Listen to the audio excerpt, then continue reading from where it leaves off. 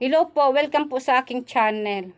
Ngayon po, sa content video po natin na to, ay share ko po sa inyo kung paano ba natin ma-reach ang 4,000 watts hours na requirement ni YouTube para po tayo ay ma-monetize. At kung paano ba natin malalaman na naabot na natin ang 4,000 watts hours.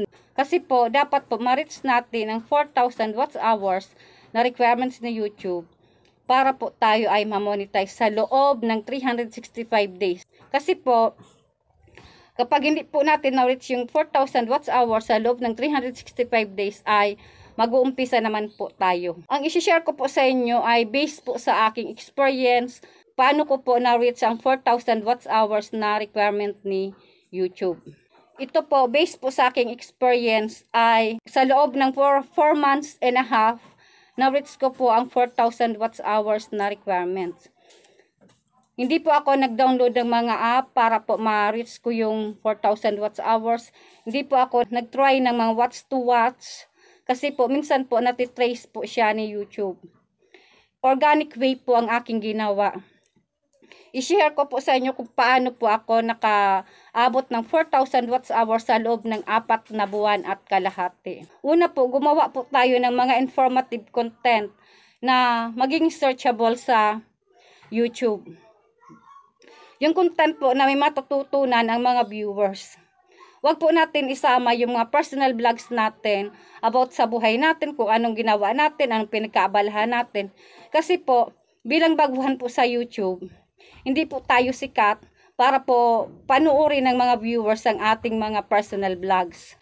Hindi po sasayangin ng mga viewers ang oras nila para panuorin lang yung mga personal vlogs natin about sa buhay natin. Pangalawa po na dapat natin gawin ay maging consistent tayo sa pag-post ng mga video sa YouTube. Kahit na 2 beses po sa isang linggo o kahit 1 beses po sa isang linggo, basta po active po tayong nagpo-post ng mga videos natin sa YouTube. Kasi po, pag post lang ng post po tayo ng mga video sa YouTube, malay nyo, may isang video nyo na mag-viral. Isang video lang po ang mag-viral, magkaroon po ng 1,000 views. Yun po ang magdadagdag or magdadala ng watts hours sa yung channel. Kahit isang video lang po bilang baguhan ang mag-viral sa ating mga videos, magkaroon ng 1,000 views. Hanggat araw-araw may nanonood.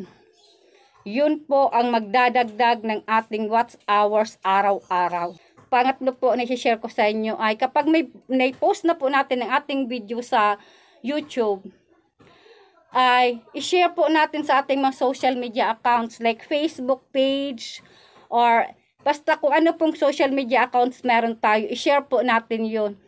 Tapos, pwede po tayong mag-share sa mga groups, magpaalam po tayo, mag-join po tayo sa mga groups, mga FB groups po na may mga related content po about sa mga videos, na paggawa ng mga videos. Mag-share po tayo doon, pero po magpapaalam po tayo sa admin na mag-share po tayo doon para po hindi po ma-decline ng ating mga i-share na video from YouTube. Pwede din po sa Messenger, kahit pa isa-isa lang po. Pag pinanood yun, sinubscribe yun, nang sinendan nyo ng link sa Messenger, madadagdagan po yung views nyo, and pag nag-subscribe po sila, madadagdagan po yung subscribers ninyo. Additional po pala, another thing po is, kapag po may YouTube channel na po tayo, i-share po natin, i-promote po natin ang ating YouTube channel sa ating mga kaibigan, kakilala, kamag-anak. Sabihin po natin sa kanila na gumagawa tayo ng mga video sa YouTube. Yun po ang dapat natin gawin. Unang-una po, mag-post po tayo gumawa po tayo ng mga informative content. Pangalawa po, dapat consistent po tayo sa pag-post sa YouTube. Pangatlo po, i-share po natin sa ating social media account, sa Facebook, sa page, sa mga groups po, i-share po natin. Pang-apat po, i-promote po natin yung ating YouTube channel. Sabihin po natin sa ating mga kamag-anak, kaibigan, kumbaga sabi, lahat ng K ng buhay mo. Sabihin po natin na meron po tayong meron po tayong YouTube channel. Yan po ang aking ginawa, organic way po kung paano natin ma-reach ang 4,000 watts hours na requirements ni YouTube.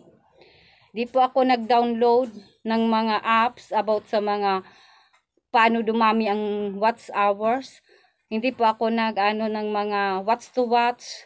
Kasi po, according po sa aking research ay posible pong ma-detect ni YouTube. Ngayon po, paano ba natin malalaman kung na-reach na natin ang 4,000 watch hours ni YouTube? Requirements ni YouTube. Bilang baguhan po as content creator sa YouTube po, ay suggest po na mag-download po kayo ng YouTube Studio app. Kasi po, ito po ang app about sa YouTube na madali po nating makita ang performance ng ating YouTube channel. Malaking tulong po ang YouTube Studio app para po malaman natin ang performance ng ating channel. Kapag may mga comment po, madali po nating masasagot. Kapag gusto po nating makita yung kung ilan na pang subscribers natin, madali po nating makikita. Pwede po nating malaman yung views, tapos ma-check natin kung anong video ang may maraming views, kung ano yung nagdadagdag ng mga watch hours sa ating mga videos, yun po. Tapos po pala, ang update po pala sa YouTube Studio app about sa mga watch hours ay dito po sa aking channel, every 3 o'clock in the afternoon po. Alas 3 ng hapon po, may update na po kung ilan na po ang nadagdag sa aking watch hour. Kaya po, madali po nating malalaman kapag meron po tayong YouTube Studio app, ang performance ng ating YouTube channel. Ngayon po, para po mapakita ko po sa inyo ang aking YouTube Studio app, ay i-open po natin. Ngayon po, i-open po natin ang aking YouTube Studio para po makita natin yung performance ng aking channel. Sa nakikita nyo po, meron pa lang po akong 973 subscribers. Pero po, ipapakita ko po sa inyo yung aking video na nagbigay po ng mataas na watch hour. Pipindutin po natin itong content sa baba po, sa katabi ng dashboard. Sa katabi po ng kulay pula. Pipindutin po natin. Ito po ang aking mga videos, mga content videos. More than 30 pa lang po ang aking nagagawa. Ngayon po, i-click po natin, hahanapin po natin yung aking video na nagbigay ng malaking watch hours sa aking channel. Ito po yung sinasabi ko sa inyo na isang video lang po ang mag-viral. Yun pa magbibigay ng malaking watch hours sa ating channel. Pindutin po natin itong paano gumawa ng banana chips. Ito po. Tapos, punta po tayo analytics. Tapos, click po natin yung view more. Updated po to, nasa 557,018 ang views ng aking video about sa paano gumawa ng banana chips. Ngayon po, titingnan po natin kung ilan po ang watch hour na reach niya habang ginagawa po natin tong vlog. I-click po natin tong watch time. Ito pong hours.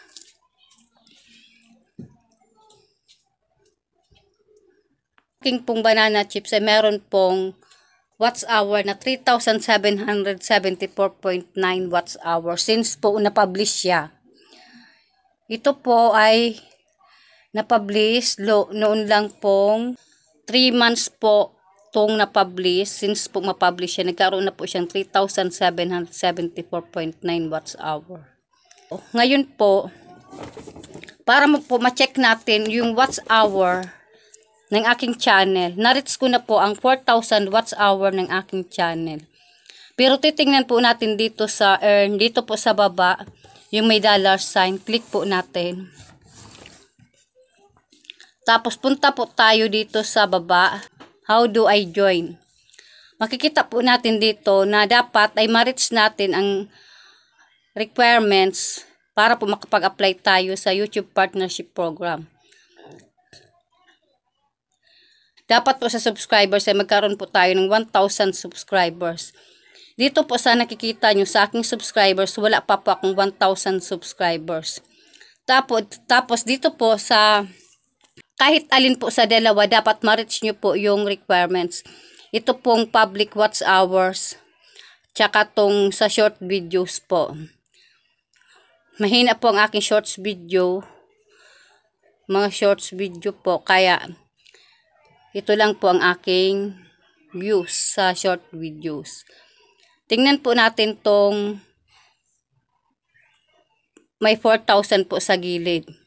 Mayroon na po akong 3,775 public watch hours. Paano ko po nasabi na meron na po ako, na-reach ko na po ang aking 4,000 watch hours? Pupunta po tayo, kiklik po natin yung analytics.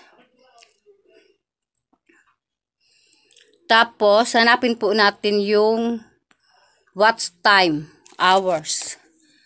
I-click po natin ito. Tapos, makikita nyo po itong performance na ito, hindi po siya updated dahil nasa 28 days po siya. Para makita po natin yung updated na watch time, i-click po natin itong 365 days. Yan po. Ito po ang pinakang updated na pinapakita sa YouTube Studio about sa ating watch time, sa ating watch hours. Makikita nyo po dito, meron na po akong 4,056.5 watch hours. Ibig sabihin po, dito po, sa updated na performance ng aking YouTube, pag click po natin itong 365 days, na-reach ko na po ang 4,000 watch hours. Pero po, para po makatanggap tayo ng email, balik po tayo dito sa earn, sa may baba po ulit, yung may $sign. May nakalagay po dito na will email you once you reach the requirements. Makakatanggap po tayo ng email kapag itong kulay pink po ay nakaabot na sa dulo. Nagkaroon na tayo ng 4,000 watch hours. Tapos yung subscribers po, yung kulay blue po, nakaabot na po sa dulo. Nagkaroon na tayo ng 1,000 subscribers. Pero as of this time po is na-reach na po natin ang 4,000 watch hours. Ganito po kung paano natin malalaman na na-reach na natin ang ating watch hours. Siguro dito po sa 3,771 public hours po, siguro po nasa 3 days po bago siya makaabot dito. Pero po dito sa analytics po ay na-reach na po natin ang 4,000 watch hours. Ganito lang po paano natin malalaman ng kung na-reach na natin ang ating watch hours. Salamat po sa panonood. Sana po may natutunan kayo kahit paano sa aking share kung paano natin ma-reach ang 4,000 watch hours na requirements ni YouTube para po ma-monetize ang ating channel. At palambing naman po, pakiclick po ng subscribe button and pakiclick na rin po ng notification bell para po palagi kayong updated sa mga bagong post na video. Thank you po. Salamat. Bye-bye.